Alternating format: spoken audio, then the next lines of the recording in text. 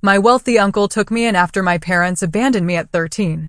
15 years later, they arrived at his will reading, smirking, already counting millions in their heads. But when the lawyer revealed the truth, their smiles vanished and they left pale. My name is Della, and I'm 28, but the story I'm about to tell you starts when I was just a kid, in a rundown Pittsburgh apartment that felt more like a cage than a home. Sirens were our nightly lullaby, the paint was peeling, and mold was just part of the decor. Our one-bedroom apartment housed 4 of us, me, my little brother Tommy, and our parents, Frank and Elaine. Tommy and I shared a pull-out couch in the living room, and more often than not, it was just the 2 of us.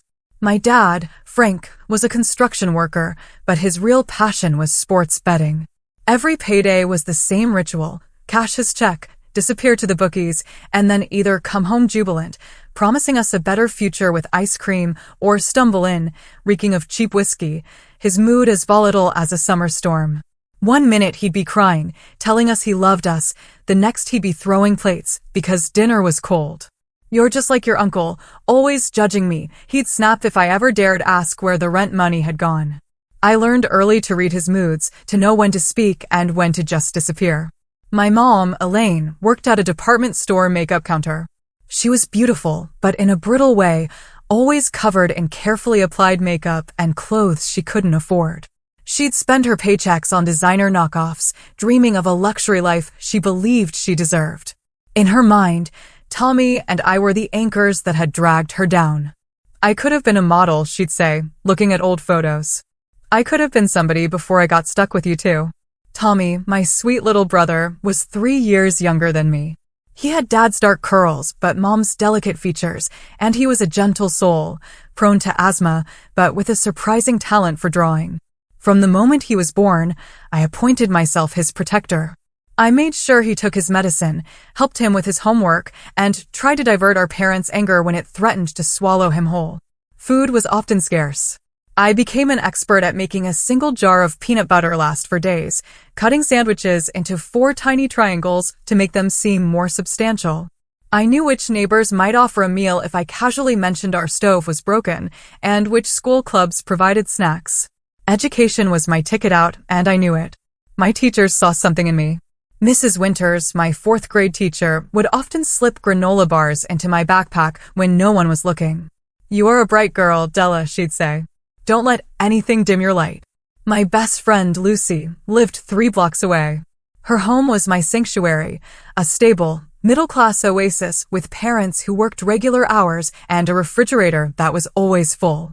Lucy's mom never asked questions when I showed up for dinner. She just set an extra place at the table. I still remember my 8th birthday. Neither of my parents remembered the date. I went to school, trying not to care, telling myself I was too old for birthday parties anyway. But that evening, I found a small package wrapped in newspaper comics on my pillow.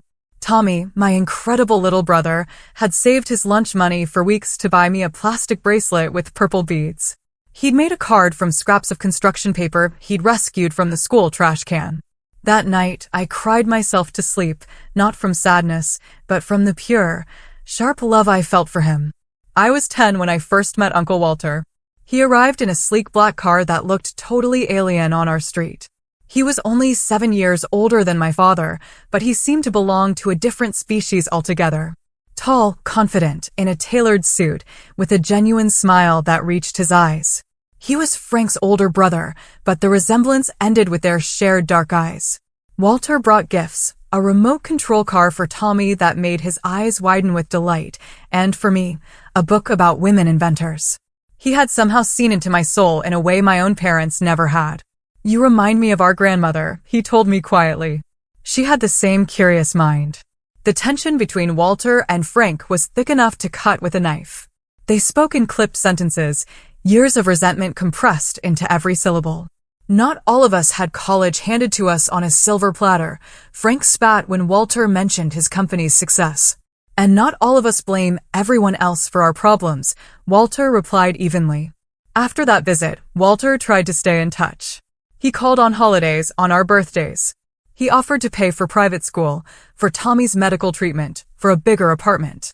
But Frank refused every single offer, his pride stronger than his concern for his own children. We don't need his charity, he'd say. He just wants to show off how much better he is than me.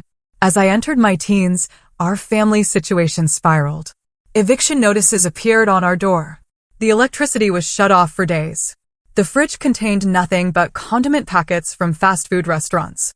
Tommy's asthma worsened, but we couldn't afford his inhaler. I even resorted to asking my science teacher for a loan, making up a story about lost wallets. One night, I overheard my parents in the kitchen, their voices hushed. "We can't keep going like this," my mom hissed. "The landlord isn't giving us another extension." "I know a guy who knows a guy," my dad replied. "He says this is our best option." "What about Walter?" my mother asked. "I'd rather die than ask him for help," my father said. "Besides, this is temporary. Just until I land on my feet again." I didn't understand then what they were planning. I wish I had. The day that changed everything started deceptively normal. A crisp, bright Thursday in October. I had just turned 13 the week before, with no acknowledgement from my parents beyond a mumbled happy birthday from my mother. That morning, Frank announced we were going on a weekend trip to visit an old friend.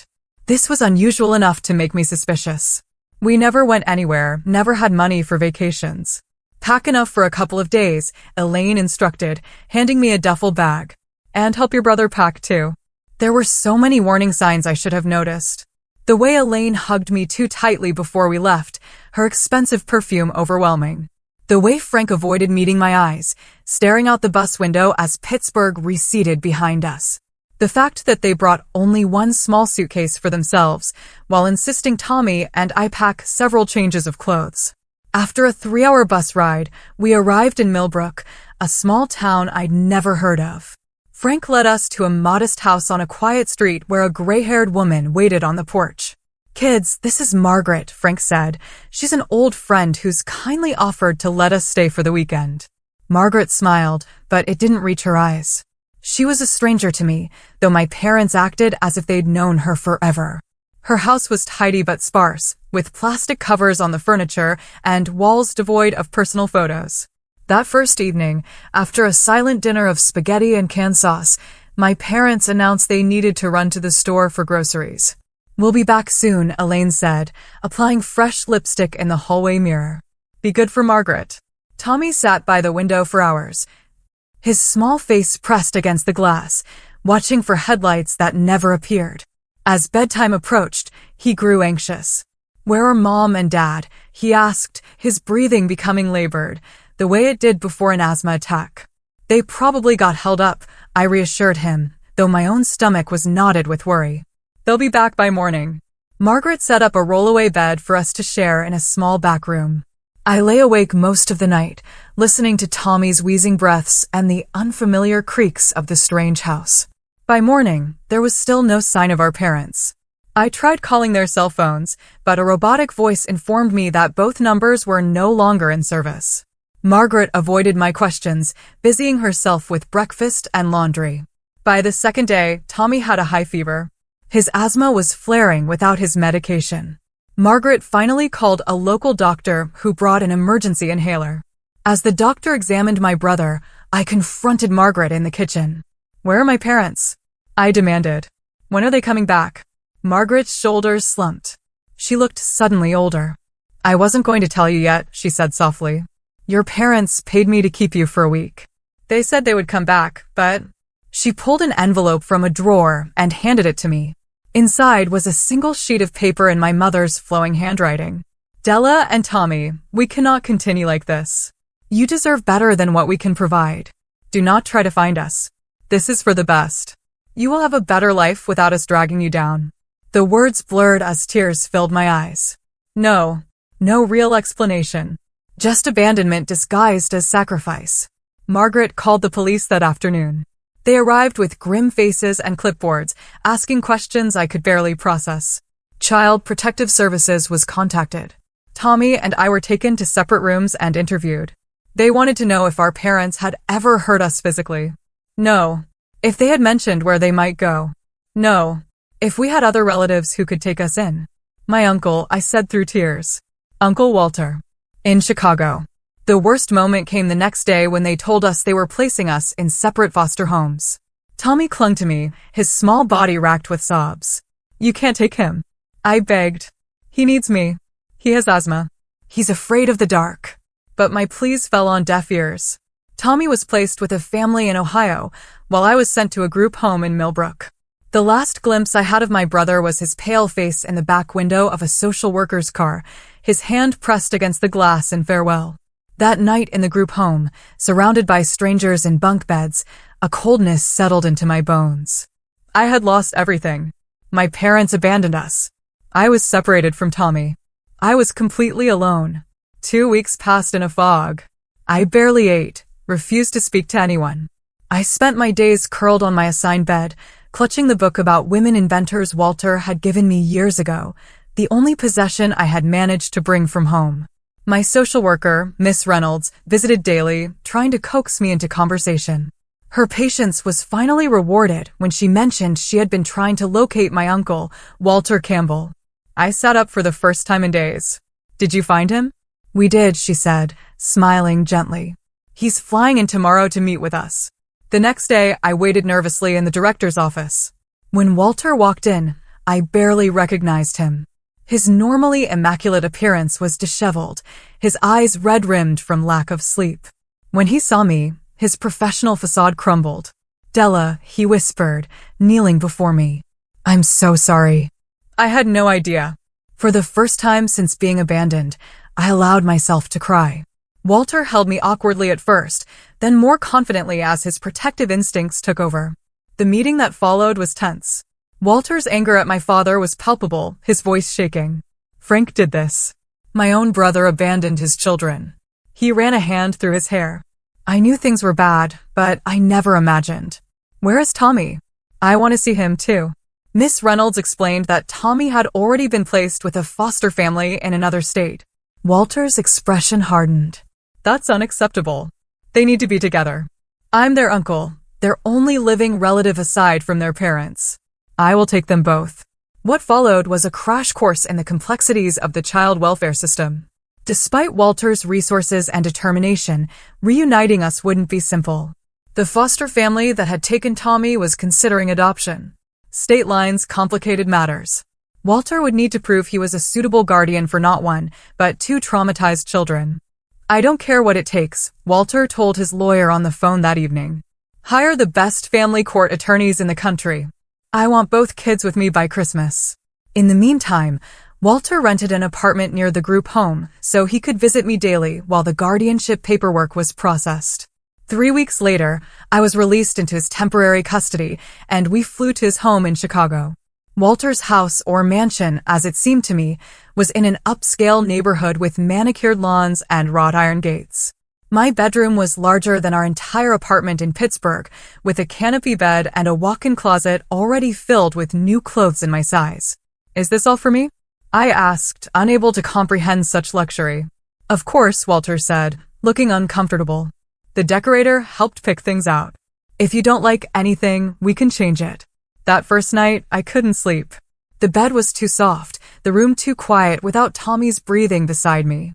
I crept downstairs at midnight to find Walter in his office, surrounded by legal papers, talking intensely on the phone about custody arrangements. Walter wasn't a natural with children. He had never married, had no kids of his own, and spent most of his time running his tech company. He spoke to me formally at first, as if I were a miniature adult or a business associate, but his genuine desire to help shone through his awkwardness. The house staff helped ease the transition. Flora, the housekeeper, was a warm, grandmotherly woman who snuck me cookies and taught me to bake bread.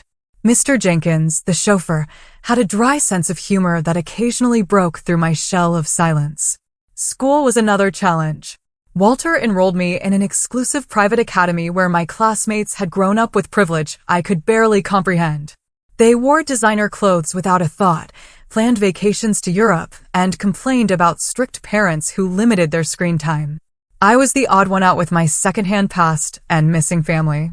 Why do you live with your uncle? One girl asked during lunch. Did your parents die? They left, I said simply, watching her eyes widen with incomprehension. She couldn't imagine parents who would choose to leave. The nightmares started my 3rd week in Chicago. I'd wake up screaming for Tommy, convinced he was having an asthma attack and needed me. Walter would rush in, panicked and helpless in the face of my grief. After the fifth night, he arranged for me to see Dr. Bennett, a child psychologist specializing in trauma and abandonment. This kind-faced woman with salt and pepper hair became my lifeline. "What your parents did says everything about them and nothing about you," she told me. "You didn't cause this. You couldn't have prevented it." Walter attended parenting classes and read books on raising teenagers. He hired tutors to help me catch up academically and made sure I had everything I needed materially. But the real breakthrough in our relationship came unexpectedly on the night of my 14th birthday. Walter had arranged a small party with a few girls from school I had become friendly with.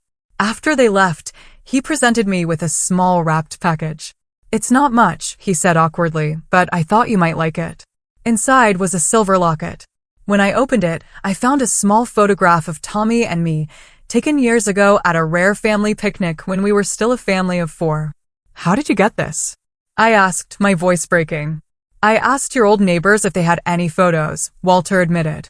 "Mrs. Winters, your former teacher, had this one from a school event. I thought you would want to keep him close until we get him back." That was when the dam broke. I sobbed in Walter's arms, releasing months of pent-up fear and grief. He held me awkwardly at first, then with more confidence. "I'm not trying to replace your parents, Della," he said quietly. "I know I can't, but I promise you I will never leave you. And I will not stop until Tommy is here, too." That night, Walter shared stories about his and Frank's childhood. How their father had been harsh and critical, especially toward Frank. How their mother had made Walter promise to look out for his younger brother before she died of cancer. How he had tried to help Frank over the years, only to be rebuffed time and again. "I failed him," Walter admitted. "And by extension, I failed you and Tommy. I should have done more, pushed harder." "You're helping now," I said. "That's what matters." 6 months after I moved to Chicago, we received news from the private investigator Walter had hired. Tommy had been located with his foster family in Columbus, Ohio. They were reluctant to give him up, having already formed attachments, but Walter was determined. Our first visit was supervised by social workers. Tommy had grown taller in our months apart, but was still painfully thin, his eyes too large for his face. When he saw me, he launched himself into my arms with a cry. "Della, you came. I knew you would find me." I held him so tightly he squeaked in protest. His asthma was better managed now, and he was enrolled in art classes, his natural talent flourishing. Part of me was grateful they had taken good care of him, even as I resented them for having the time with him that I had lost. Walter knelt to Tommy's level, introducing himself gently. "I've heard so much about you," he said. "Della talks about you all the time." Tommy studied Walter carefully before asking, "Are you going to be our new dad?" Walter glanced at me, then back to Tommy. "I would like to be your guardian if that's okay with you. We can figure out what you want to call me later." As we left that first visit, Tommy clung to my hand. "Don't leave me again," he begged. "Never, I promised. Walter is going to bring you home with us soon."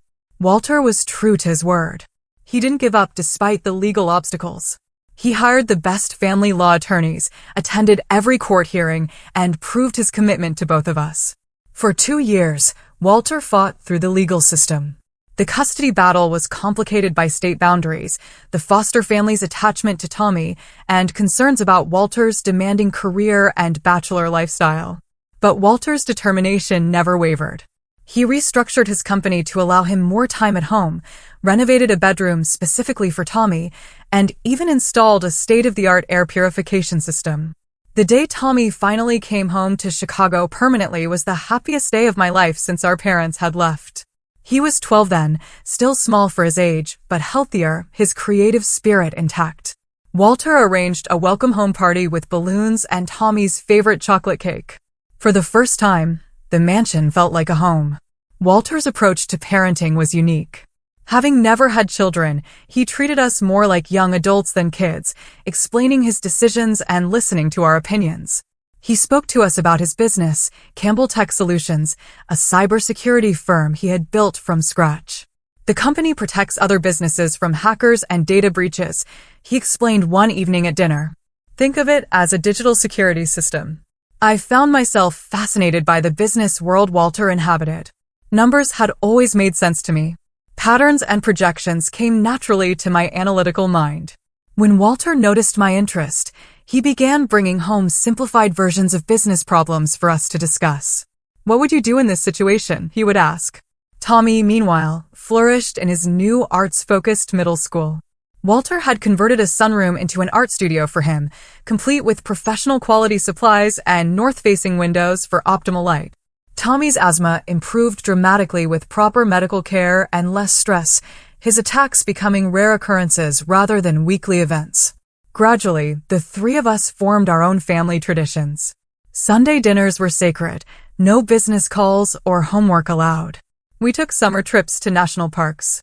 For Christmas, we volunteered at a local shelter before exchanging our own gifts, Walter insisting that giving back was part of the privilege we now enjoyed. On my 16th birthday, Walter presented me with legal papers.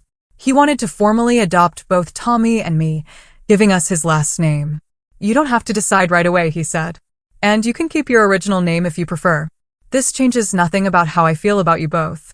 Tommy immediately said yes, thrilled at the idea of officially becoming a Campbell. I hesitated, torn between my anger at my birth parents and a lingering sense of loyalty to my original identity.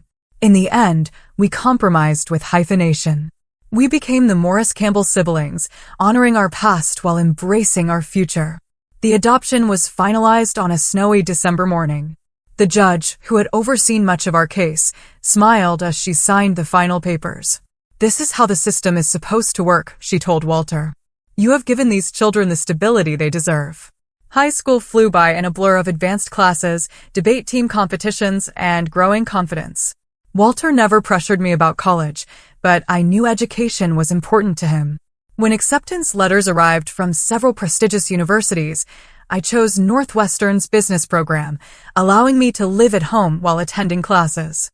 Tommy continued to develop his artistic talents, his paintings winning regional competitions and eventually earning him a spot at a selective arts high school.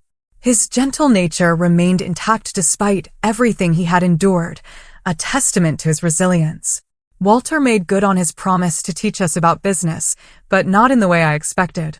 The summer after my freshman year of college, he arranged an entry-level position for me at Campbell Tech, no special treatment, he warned. "You start in the mailroom like I did at my first job. If you want to advance, you earn it." I worked my way through nearly every department over the next few summers and school breaks. Customer service taught me patience. Accounting refined my natural affinity for numbers. Marketing challenged my creative thinking. By my senior year, I had a comprehensive understanding of how the entire company functioned. My first real contribution came when I identified a market opportunity Walter had overlooked. Small businesses needed cybersecurity, too, but couldn't afford the enterprise-level solutions Campbell Tech specialized in. I developed a scaled-down, subscription-based service that opened an entirely new revenue stream. "This is brilliant," Walter said, reviewing my proposal. "I want you to present this to the board yourself." At 22, fresh out of college, I stood before the company's board of directors and pitched my idea. They approved it unanimously. 6 months later, when the new division showed strong initial profits, Walter named me Vice President of Small Business Solutions. "You earned this," he said, handing me a business card with my new title. "This has nothing to do with our relationship and everything to do with your abilities." Tommy, now 19 and studying at the Art Institute of Chicago, designed the logo for the new division. His talent had evolved from simple drawings to sophisticated digital art and traditional painting. He had found his voice, expressing the complex emotions of our childhood through abstract canvases that somehow conveyed both pain and hope. Just as everything seemed perfect, disaster struck. Walter, always healthy and energetic at 50, was diagnosed with pancreatic cancer. The prognosis was grim from the start, late stage, limited treatment options. 6 months to a year, the oncologist told us privately. Walter approached his illness with the same methodical determination he brought to business. He updated his will, organized his affairs, and began transitioning leadership responsibilities to his executive team and to me. He refused to let cancer define his remaining time. "I have no regrets," he told me one evening as we sat on the terrace watching the sunset over Lake Michigan. "Finding you and Tommy gave my life meaning beyond business success." Those final 2 years were a balancing act of heartbreak and grace. I split my time between running the small business division and accompanying Walter to treatments. Tommy moved back home to be closer to us, converting part of his studio into a comfortable space where Walter could rest while watching him paint. Walter exceeded the doctor's initial timeline through sheer force of will, holding on long enough to see Tommy graduate with honors and to witness my promotion to executive vice president. But eventually, even his determination could not overcome the disease. In his final week, Walter called me to his bedside and handed me his grandfather's pocket watch, a family heirloom. "You are the future of the Campbell name now," he said, his voice barely a whisper. "You and Tommy. I could not be prouder of the people you have become." The morning Walter passed away, the sky outside his window was the exact blue of a perfect summer day. Tommy and I were both with him, one on each side of his bed, holding his hands as he took his final breath. There was sadness, of course, overwhelming at times, but also a deep gratitude for the 15 years he had given us. Years that had transformed us from abandoned children into confident, capable adults. "He saved us," Tommy said simply at the funeral. "Not just physically, but in every way that matters." Walter's funeral was held at the largest cathedral in Chicago, a testament to his impact. Hundreds attended, from corporate executives to the janitors from company headquarters whom Walter had always greeted by name. The mayor gave a speech. Business competitors paid their respects alongside longtime employees who wept openly for the loss of a boss who had treated them like family. Tommy, now a poised young man of 21, flew in from New York, where he had recently accepted a position with a prestigious gallery. He performed a piano piece he had composed for Walter, the haunting melody capturing both our grief and our gratitude. I delivered the eulogy, somehow finding strength to stand before the crowd. Walter Campbell was known to most of you as a brilliant businessman, a visionary leader, a generous philanthropist, I began. To my brother and me, he was simply the person who loved us when we had been deemed unlovable. He taught us that family is not defined by blood, but by choice, by showing up day after day with unwavering support. As I concluded my speech and returned to my seat, I noticed movement at the back of the cathedral. Two figures had slipped in during the service, standing awkwardly by the last pew. Even from a distance, even after 15 years, I recognized them immediately. Frank and Elaine Morris. My parents. My hands began to shake so badly that Tommy noticed, following my gaze. "Is that?" he whispered, his face draining of color. I nodded, unable to speak. They looked older, of course. Frank's dark hair was now streaked with gray, his once powerful frame softened by age and likely alcohol. Elaine still maintained her carefully curated appearance, though her attempted elegance now seemed desperate rather than sophisticated. After the service, as mourners gathered in the reception hall, they approached us. Elaine reached for me, arms extended for an embrace I had no intention of returning. "Della, sweetheart," she said, her voice thick with manufactured emotion. "How we have missed you." I stepped back, Tommy moving protectively to my side. "Don't touch me," I said quietly. Frank cleared his throat. "We came as soon as we heard about Walter. Blood is thicker than water after all. We're still family." "Family?" Tommy's voice cracked with disbelief. "You abandoned us. You left us with a stranger. You never called, never wrote, never checked if we were alive or dead." Elaine's eyes filled with practiced tears. "You don't understand, sweetie. We were going through such difficult times. We did what we thought was best for you." "We need to talk privately," Frank said, glancing around at the curious onlookers. "There's so much to explain, so much you don't know." Before I could respond, a tall, distinguished man with silver hair approached our group. Gordon Chin, Walter's longtime attorney and friend, placed himself slightly between us and our biological parents. "Miss Morris Campbell, Mr. Morris Campbell," he said formally. "I do not believe these people were invited to the service." Elaine flashed what she clearly thought was a charming smile. "We are Frank and Elaine Morris, Della and Tommy's parents. We are family." "I am well aware of who you are," Gordon replied, his tone glacial. "Walter spoke of you often, though never in flattering terms." Frank puffed up his chest. "Listen here. We have every right to be with our children during this difficult time." Gordon's expression did not change. "Actually, you forfeited those rights 15 years ago." However, as it happens, your presence will be required on Friday morning at 10 o'clock at my office for the reading of Walter's will." Elaine's demeanor shifted instantly, her grief replaced by poorly concealed interest. "Walter included us in his will?" "That is a matter to be disclosed at the appropriate time," Gordon said. "Now, if you will excuse us, the family needs privacy to grieve." As Gordon led us away, I noticed something I had missed initially. The designer clothing Frank and Elaine wore was new, but cheaply made. The gold watch on Frank's wrist was a knockoff Rolex. The diamonds in Elaine's ears were cubic zirconia. They were still playing the same old game, presenting an illusion of success that had no substance behind it. Later that evening, back at the house that now felt too empty without Walter, Tommy expressed his concerns. Why would Walter include them in his will? And why would they show up now after all this time? "They obviously heard about Walter's money," I said bitterly. "They always did have a talent for sniffing out potential paydays." Gordon, who had joined us for a quiet dinner, nodded. "I believe you are correct, Della. However, I would ask that you both attend the reading on Friday." Walter was very specific about who needed to be present. Tommy frowned. "I don't want them there. They don't deserve anything from Walter." "I understand," Gordon said gently, "but I believe you will want to witness this particular reading." Walter had his reasons for the arrangements he made. That night, I couldn't sleep. I wandered through the quiet house, eventually finding myself in Walter's study. Everything remained exactly as he had left it, his reading glasses still perched on a financial report, his favorite pen resting in its holder. I sat in his leather chair, inhaling the lingering scent of his cologne. "What were you planning, Walter?" I whispered to the empty room. "What final lesson do you have for us?"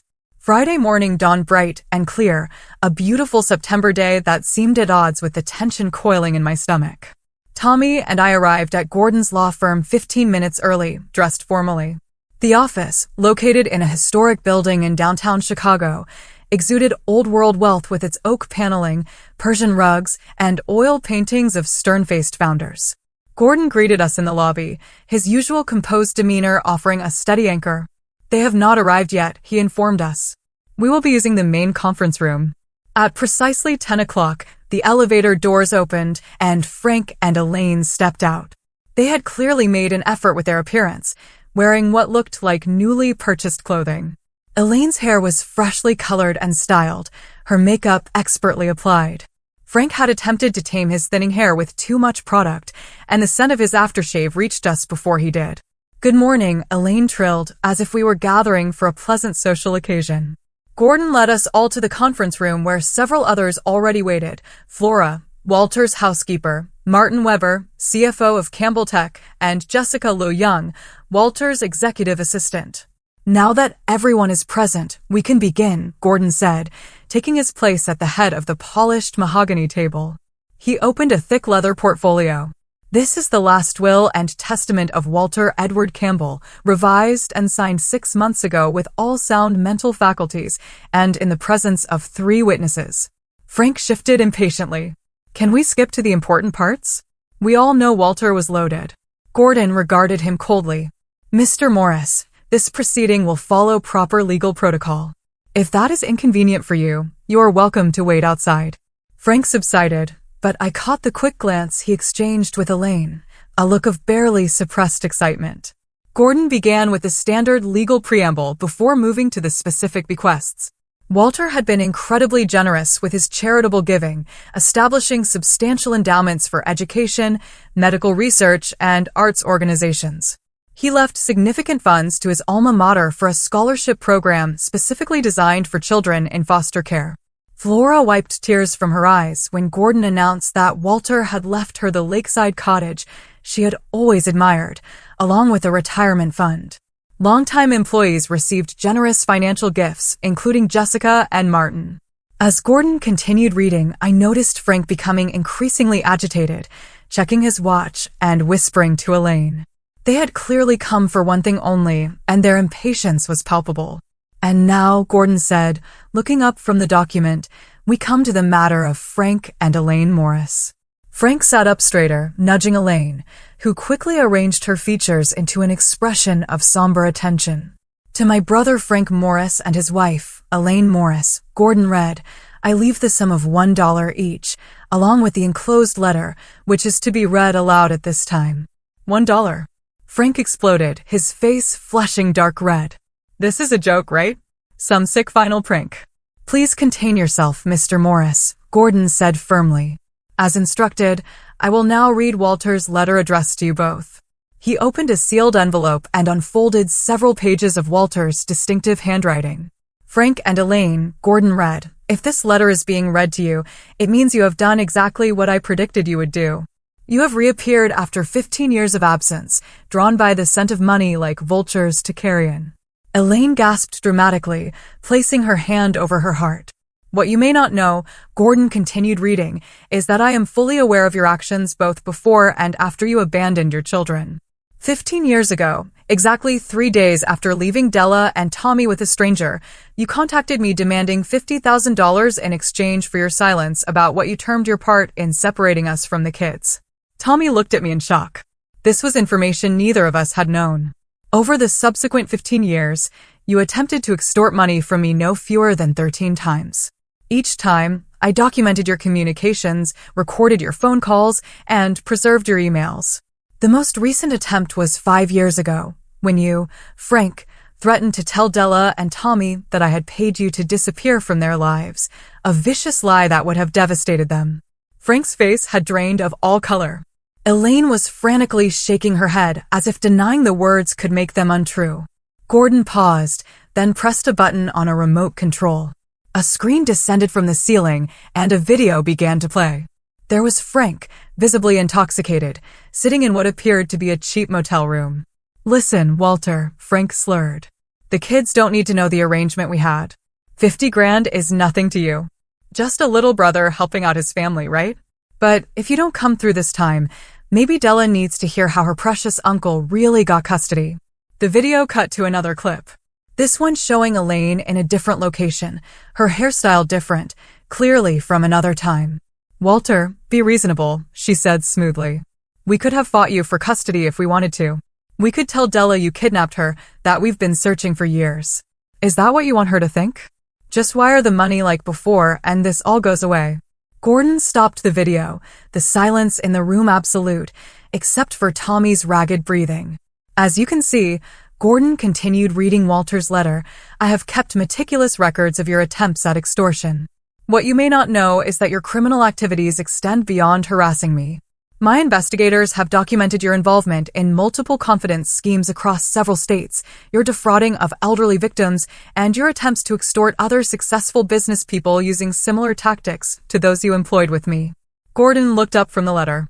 I should note that all of this evidence, including financial records tracking the money Walter did provide in the early years out of concern for the children's welfare, has been provided to the FBI as of this morning. Elaine began to sob loudly. This is not true. It was all Frank's idea. I never wanted to leave the children. Frank stood up abruptly, his chair tipping backward. You cannot prove any of this. It will be your word against ours. Actually, Gordon said calmly, the evidence is quite comprehensive. Walter was nothing if not thorough. He returned to the letter. To Della and Tommy, I apologize for keeping this from you. I feared the knowledge would only cause you more pain, and there seemed no benefit in sharing it. You had already suffered enough betrayal. Know that every penny they attempted to extort was documented and will now be donated to organizations supporting abandoned children, turning their greed into something positive. Tommy had tears streaming down his face. I reached for his hand, squeezing it tightly. As for the remainder of my estate, Gordon continued reading, including all shares in Campbell Tech Solutions, all real estate holdings, investment portfolios, and personal property not otherwise specifically bequeathed. I leave equally to my beloved children, Della Morris Campbell and Thomas Morris Campbell, with the full confidence that they will honor the values we have shared and continue the legacy we have built together. Gordon folded the letter and looked up. That concludes the reading of the will. At that moment, the conference room door opened and 2 men in dark suits entered, displaying FBI badges. Frank and Elaine Morris, one agent said, we need you to come with us. We have some questions regarding multiple fraud investigations across state lines. Frank lunged toward me, his face contorted with rage. This is your fault. You turned him against us. We are your parents. The FBI agents quickly intervened, restraining Frank as Elaine collapsed into dramatic sobs. "My babies, please," she wailed. "Don't let them take your mother away." As they were escorted from the room, Frank still hurling accusations and Elaine still pleading, I felt a strange emptiness where I had expected satisfaction. Their true colors had been exposed, just as the hook hinted, but the victory felt hollow. Gordon waited until they were gone before speaking again. "I apologize for the drama, but Walter insisted this happen exactly as it has. He wanted them to face consequences for their actions, not just toward him, but toward all their victims." "Did he really pay them?" Tommy asked, his voice small. In the beginning, Gordon nodded. "Once, shortly after he gained custody of Della, they threatened to contest the arrangement, to drag you both through court proceedings, to make false accusations. Walter paid them to stay away, to give you both peace. He considered it the best investment he ever made." After the FBI agents led our parents away, Tommy and I remained in the conference room, trying to process everything we had just learned. The others had tactfully departed, leaving only Gordon to sit quietly with us. "I don't understand," Tommy said finally. "Why would they come back now? Did they really think Walter would leave them money after everything they did?" "People see what they want to see," I said, staring at the empty chairs where Frank and Elaine had sat moments before. "They've spent their lives believing they deserve things they haven't earned." Gordon cleared his throat gently. "Walter anticipated you might have questions after today's revelations. He left each of you a private letter as well.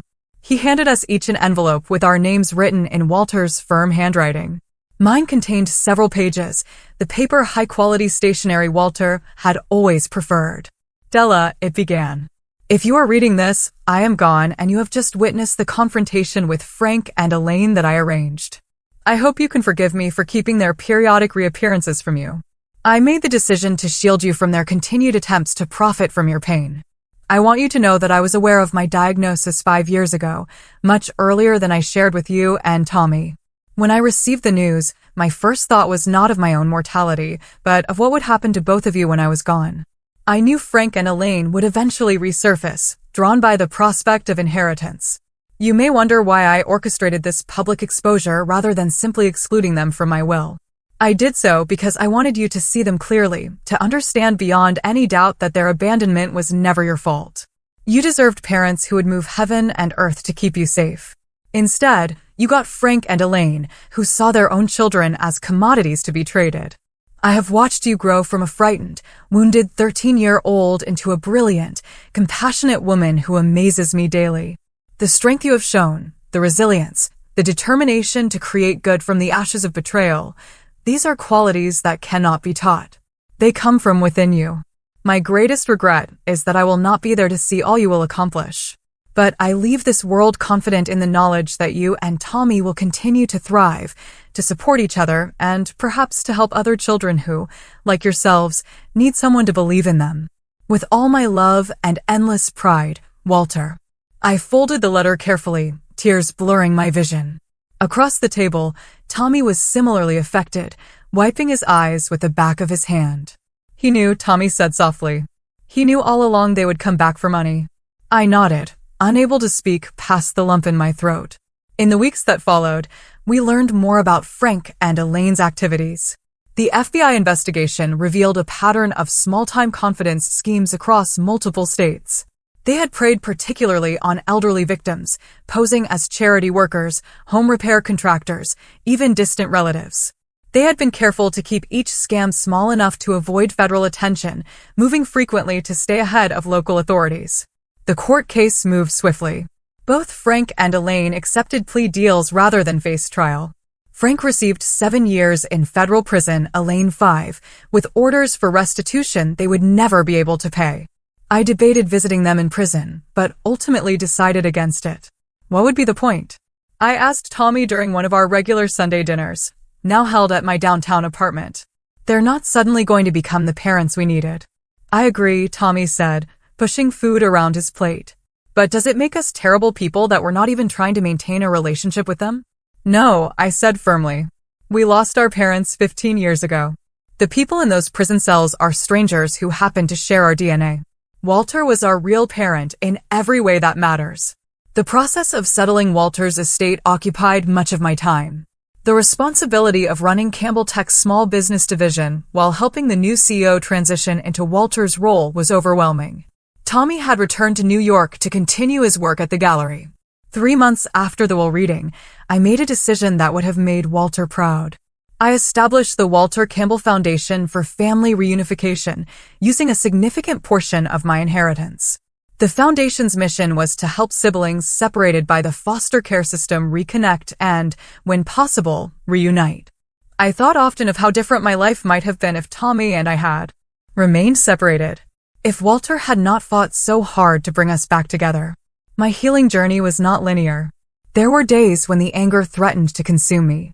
Dr. Bennett, who had helped me through my teenage years, once again became an important part of my support system. Forgiveness is not about absolving them, she reminded me during one particularly difficult session. It is about freeing yourself from the burden of hatred. 6 months after Walter's death, I met Michael at a charity gala for the foundation. A structural engineer with kind eyes and a patient demeanor. He listened attentively as I shared pieces of my story. Our relationship developed slowly, built on mutual respect and genuine interest in each other's lives and passions. Tommy thrived in New York's art scene. His paintings now featured in respected galleries and private collections.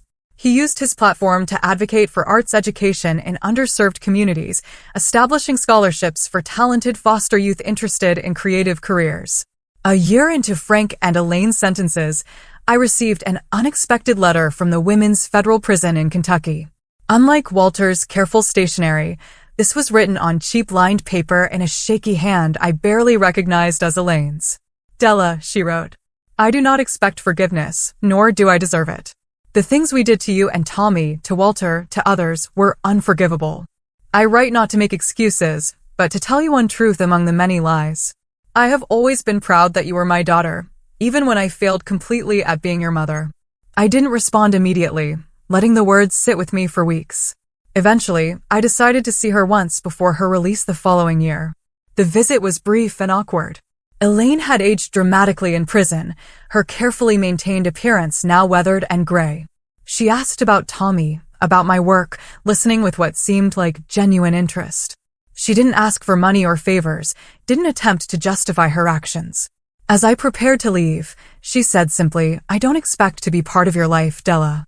I just wanted you to know that I recognize the extraordinary person you have become despite having us as parents." "I did not become who I am despite you," I replied, finding a truth I had not fully articulated before. "In some ways, it was because of you. Your abandonment led me to Walter, and he showed me what unconditional love looks like. I would not trade the person I am today, and that person was shaped by every experience, including being left behind." I did not visit Frank, who had made no attempt to contact either Tommy or me. Some bridges remained permanently burned, and I had made peace with that reality.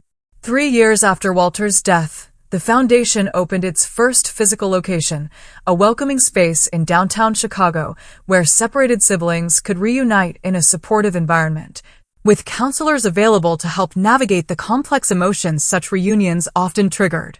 We named it Campbell House in honor of the home Walter had created for Tommy and me.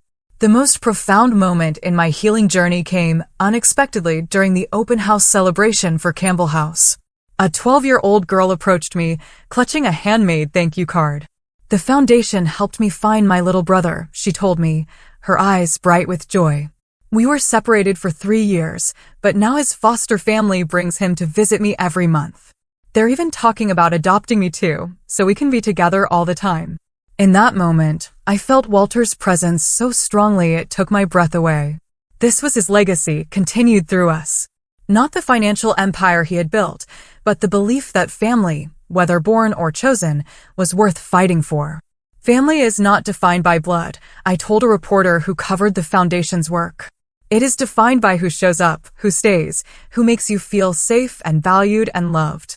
Walter taught us that, and it is the most valuable inheritance he left us. As I build my life now, balancing my role at Campbell Tech with the foundation's growing work, I carry Walter's lessons with me. I have learned that the deepest wounds can become wellsprings of compassion if we allow them to be. I have discovered that the best revenge against those who hurt us is not to cause them pain in return, but to create joy and purpose from what they tried to destroy. Have you ever had someone from your past reappear when they thought there was something to gain? How did you handle it? I'd love to hear your stories in the comments below.